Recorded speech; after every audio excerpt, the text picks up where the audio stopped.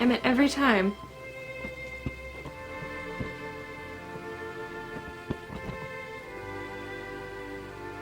Okay. Okay, so I think we're just gonna start by going through things and seeing what has like the most connection, things that I really want to keep, and I'll just see how far we get. I mean, like, I have, I think, pretty good room considering how many books that I have, so it's not really too much of a restraint on like how much can I fit in here. It's more just kind of like, am I holding on to stuff that I don't need? So let's get started. One thing that I'm noticing right away is that I have 2 different copies of The Help. I don't know why, but I'm definitely going to be keeping this nicer copy that I think came out before the movie. This one obviously is like, oh, here's the companion book to the film. Might just help to take everything out. Why not? Okay, so we're putting our keep pile here. I've got a bunch of these X-Men First Class comics. I'm kind of conflicted on them because X-Men have been like my favorite superheroes. I'm not a huge fan of how all their movies came out, but they do have a special spot in my heart. I might see if one of my friends who's more into comic books wants these. Those, I think, are going to go. These are some of my other things that I've picked out that I'm not really needing. This is a compilation of S. Scott Fitzgerald, and I have some of his books already. I don't think I need to read these again. I have like all of the Dame to Kill 4 comics from Sin City. These ones, it's a great story, but it's just not something that I feel like I'm going to read again anytime soon. So I think I'll let those go as well.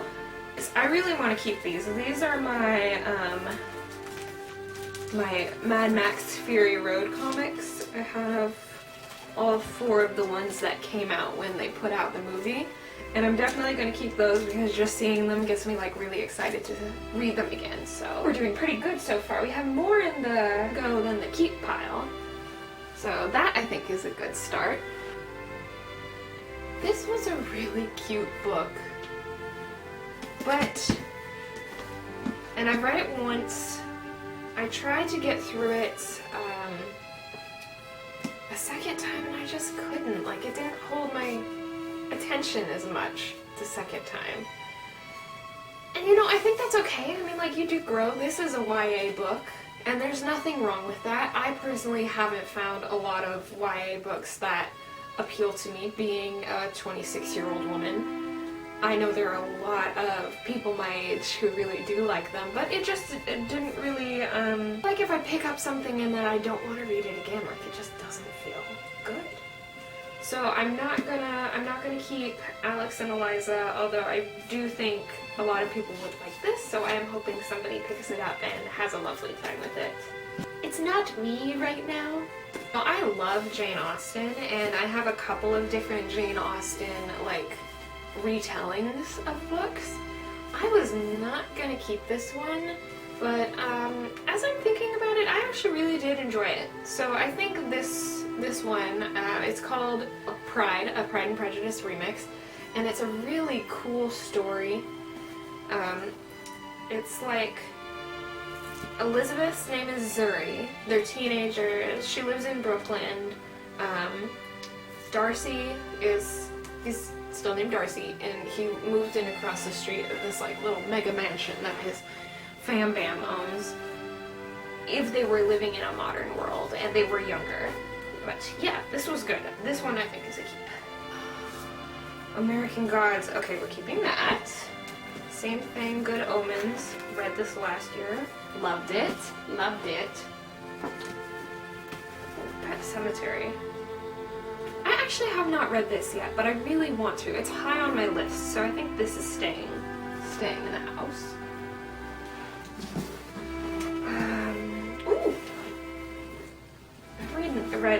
Princess Miss Marbles. I got this at a charity shop for $2. And I'm definitely keeping it. I thought this was a really fun read. It's nice because it's a compilation book, but it's not that heavy. This isn't mine. Oh. This belongs to a friend of mine, actually. I think he lent it to me like 2 years ago. I haven't read it yet. Oh, it even has his name written inside. Oh, Tom, I'm sorry. That's also not mine. This I think my godmother lent me. Or maybe lent my sister.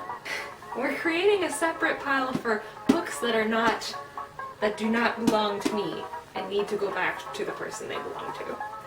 We're gonna have to do a separate section for recipe books. The nice thing about this is, now that I'm getting everything out and having a good look at it all, we can reorganize, which I'm very excited about.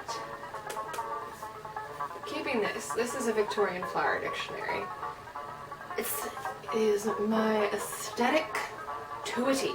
Oh, this is actually my sister's, another gift from a friend of ours. Very good, very murdery. Maybe I should make a pile of second chance books, like things that I like the look of and want to give another go, and that can help me sort of look through what I have and be more organized as to what I'm going to pick up off my shelf. I don't think you can see all my piles, but I have a vast amount of piles around me at the moment. And then if I don't still want to read it, I will let it go. I also put Closed Casket in my second chance books. Okay, what I'm looking at now is The Road to Oz. I'm also very conflicted about this one because I have had it since I was a little kid. It's a lovely edition of the book. There's really beautiful illustrations and prints. It's got all these different colors.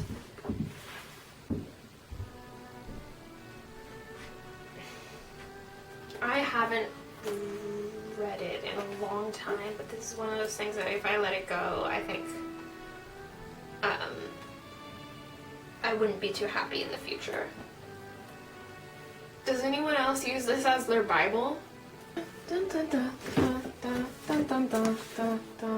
Okay, so I think we need to rename the second chance pile to the things Molly needs to read next.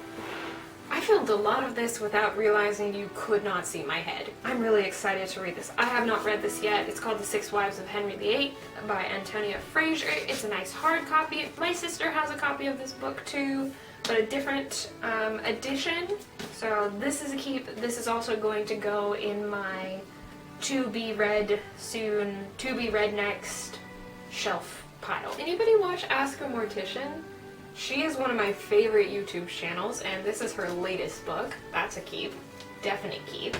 Oh, see, I'm not great at decluttering. This video series is mostly for me to work on this, because I'm not great at it. I will tell you that now. This is a book on vampires.